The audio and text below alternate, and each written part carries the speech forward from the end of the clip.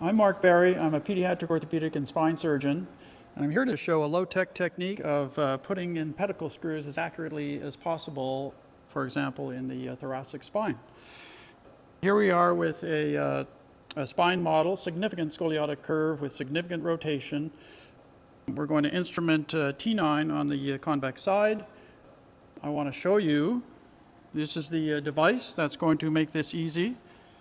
Basically, it's a K-wire about 9 inches long with an olive placed at the strategic level, and then a handle and a kind of like a drill guide with this barrel here, where if we place the K-wire in this barrel, you can see that the olive stops penetration at 2 centimeters.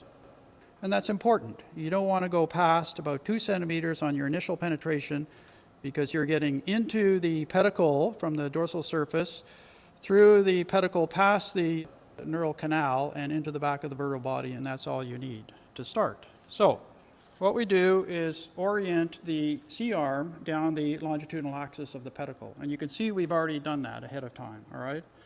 Basically, we get an assessment, based on anatomical studies of, where the canal should be relative to, what level we're at, the degree of rotation, estimated degree of rotation, etc.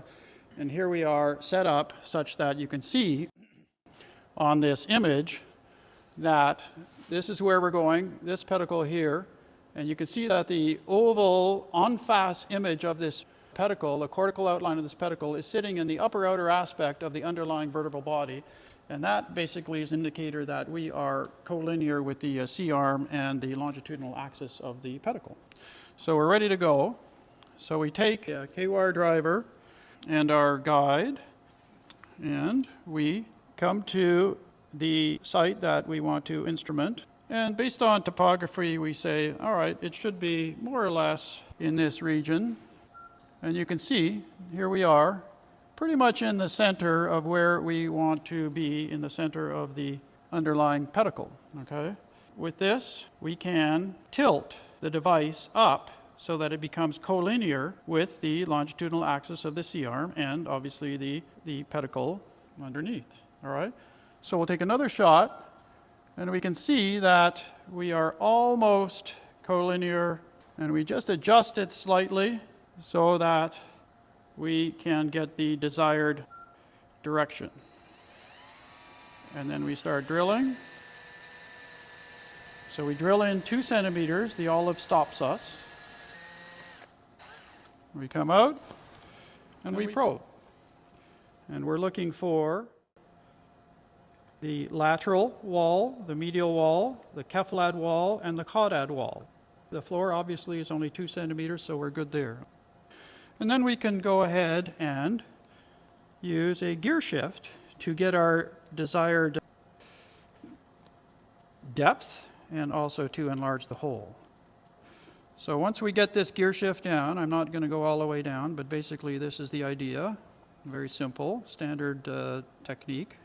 About 4 centimeters down at this level, 3.5, 4 centimeters. And then we send the probe down again after the gear shift has done its work. Lateral wall, medial wall, caudad and cephalad, and the floor at 4 centimeters. And then we're ready to place our screw.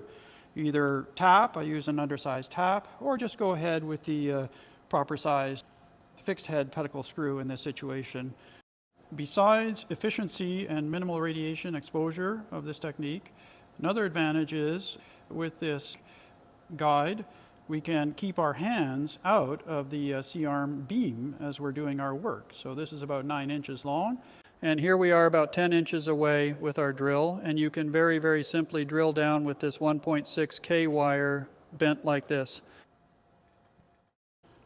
And that is a very simple technique. The advantages of this technique is that it's very low tech.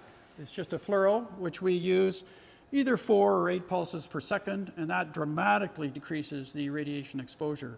I've shown over hundreds of cases that I can basically place a pedicle screw with 1 second of radiation by using reduced fluoro, using pulsed fluoro.